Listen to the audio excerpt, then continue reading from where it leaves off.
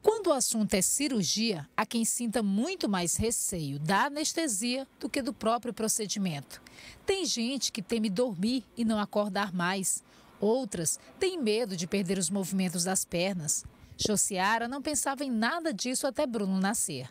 Os primeiros dias após a cesariana não foram fáceis. Depois já de quase 24 horas, eu senti muito mal-estar, uma paralisação parcial no corpo, no caso na região da cintura e na região aqui das costas, que eu sentia muita dor.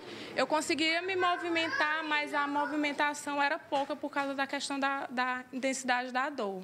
E muita dor de cabeça que até para abrir os olhos era complicado. Os riscos não estão descartados, mas pesquisas apontam que apenas 1 em cada 200 mil pacientes podem ter complicações após receber uma anestesia.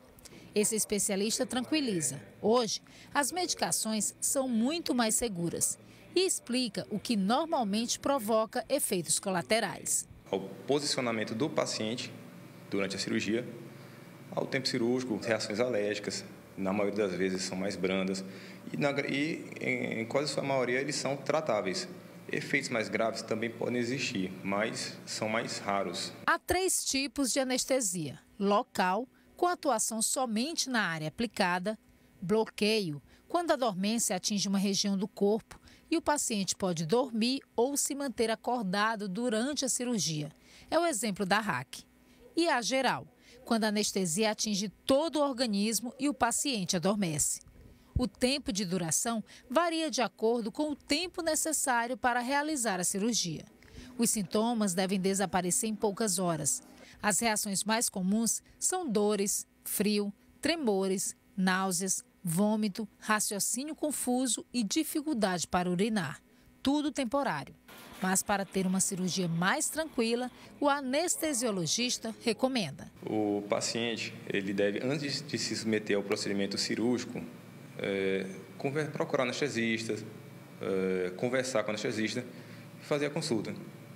Em caso de pacientes internados que não podem se deslocar até o anestesista, ele pode solicitar o que a gente chama de visita pré-anestésica. Nesse caso, o anestesista é que vai se deslocar até o paciente e fazer essa entrevista, conversar com o paciente no próprio leito.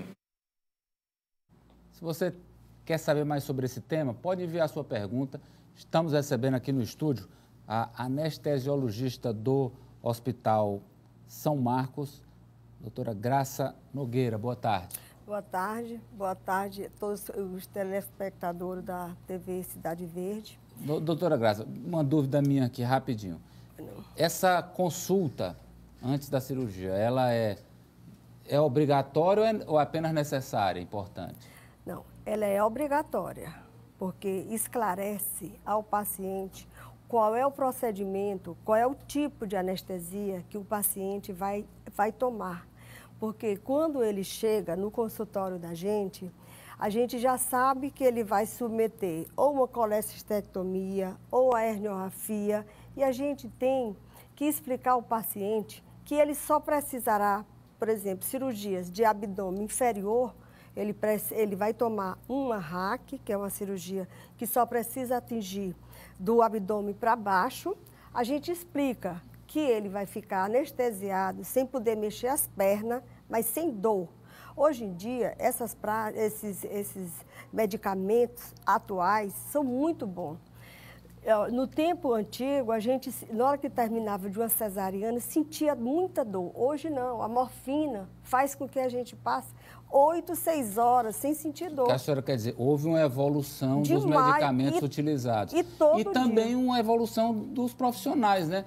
Porque a anestesiologia hoje é muito valorizada. E é uma prática, é uma especialidade que todo o Brasil tem carência. Por quê? Porque a moçada nova, o pessoal mais novo, eu já tenho 31 anos de Teresina. O pessoal mais novo só fala em qualidade de vida. Nós não temos que pensar só em qualidade de vida. Se a gente assume um serviço, pode estar doente, pode estar aqui, tem que ir trabalhar. A carga horária é pesadíssima. Agora, quando você faz aquilo com amor, com dedicação, aquilo tudo se torna leve. Então, o que a senhora disse aí, que os profissionais melhoraram, o equipamento também e os medicamentos. Isso quer dizer que está diminuindo o número de problemas gerados a partir da anestesia?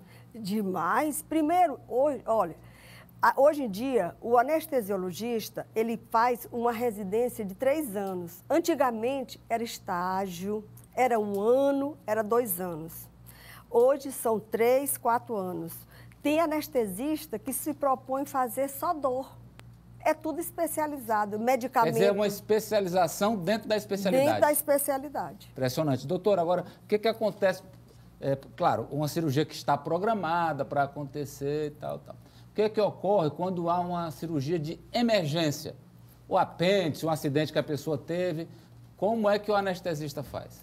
Sim. Aí a gente procura saber, primeiro, se é um paciente grave, muito grave, a gente procura logo uma vaga na UTI, porque aquele paciente precisa de cuidados mais apurados, ou seja, mais intensos. Mas assim mesmo a gente faz. O apendicite hoje é uma cirurgia que a gente fala até que é uma cirurgia, não é banal, mas simples, é uma cirurgia simples, entendeu? Eu citei essa, mas há outros casos de alguém que dá entrada no hospital e vai direto para a sala de cirurgia, um politraumatizado e tal. Mas o que acontece muito no HUT, todos nós estamos preparados para atender e saber que aquilo dali tem que ser resolvido e resolvido com precisão. Com rapidez e precisão. Se começa até cirurgia, precisando de sangue e fica botando outros Marcel, o que tiver, para salvar o paciente. O importante é que o paciente saia da sala vivo. Mas no caso, doutora Graça, por exemplo, o paciente pode ter alguma intolerância à anestesia, pode ter algum tipo de alergia. Como o profissional vai saber detectar isso, vai saber lidar com essa situação? Olha, essa pergunta eu estava até já pressentindo. A história do choque anafilático. E esse choque anafilático é assim um mito que diz que tem, que não tem. A história é assim, se você pega um paciente hoje com as medicações que a gente tem e ele faz um simples raste cutâneo, que é um problema alérgico, de hipersensibilidade, você tem aquelas drogas que combatem na mesma hora. Você está ali no hospital, bem equipado, que você possa resolver aquela situação. Faz um corticoide, no último caso faz até uma adrenalina se o paciente não tiver entubado, para preservar as vias aéreas respiratórias. Então, hoje, a história de um choque, de uma hipersensibilidade a uma medicação, isso a gente nem se preocupa. E como a gente viu aí na matéria, que a Gorete falou, algumas pessoas temem, ainda é um motivo de dúvida, de dormir e não acordar mais. Exatamente, mas isso aí está acabando, porque o anestésio, nós, nas salas cirúrgicas, de todos aqui, nós temos hospitais aqui muito bons em Teresina. Temos equipamento da melhor qualidade. Então, esses equipamentos nos dão a segurança que nós estamos com o nosso paciente bem e que não precisa se preocupar. Uma telespectadora aqui, doutora, está dizendo assim, a minha mãe quer saber quais são os riscos dela se submeter a uma cirurgia, uma vez que ela tem Alzheimer, diabetes, colesterol e tem um nódulo no rim. Na questão da anestesia, se é muito complicado no caso dela. De jeito nenhum. Ela só precisa ir para uma consulta pré-anestésica, passando pelo um cardiologista que nos dê um parecer cardiológico e com segurança a gente chega para fazer essa cirurgia. Todo dia a gente faz paciente com Alzheimer e sai tudo bem, problema, porque nós trabalhamos em hospital que tem o melhor equipamento da cidade, como também tem outros que têm. A rede pública também está muito boa. O Arinaldo Andrade, de Lagoa do Piauí. Meu irmão Francisco Manin está com problemas no coração, arritmia, coração papocando. Ele pode fazer cateterismo sem uso de anestesia ou é obrigatório anestesiar? Não. Todo cardiologista que vai fazer um cateterismo, ele solicita a presença do anestesista. Eu trabalho no Hospital São Marcos há 31 anos e nós somos solicitados e vamos prestar assistência nesse momento. E o HGV também é assim, eles pedem a presença. Mas a escolha do médico ou é do paciente? Não, é do plantonista.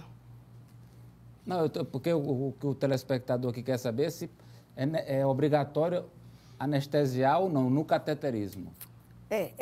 Não é nem anestesia, é anestesia, é uma sedação. Uhum. É um suporte anestésico junto ao cirurgião. Quem tem enxaqueca, doutora, por exemplo, potencializa depois, tem muito incômodo depois de uma anestesia? Não.